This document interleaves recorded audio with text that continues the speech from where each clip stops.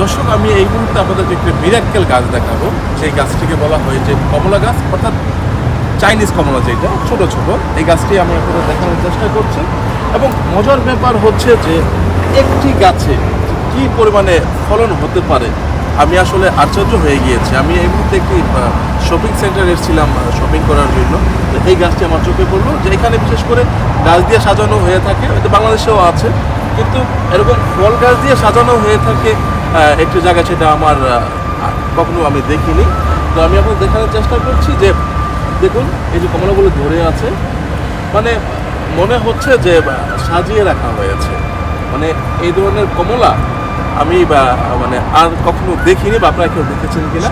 আর আমি এই মুহূর্তে কোথায় আছি, এটা যদি আমি আপনাদের যদি দেখাই, একটু দেখুন আপনারা কোথায় আছি। মালয়েশিয়াতে, বুঝতে বাকি নেই, মালয়েশিয়া কেএলসিসির পাশেই এই গাছটির অবস্থান। তো আমি জানি না যে এটা বাংলাদেশে এরকম হবে কি না। তো আমার মনে হয় যে যদি আমরা সঠিক পরিচর্যা করি এবং এখানে যে গাছটি আছে এভাবে যদি লালন পালন করি, হয়তো বা হবে।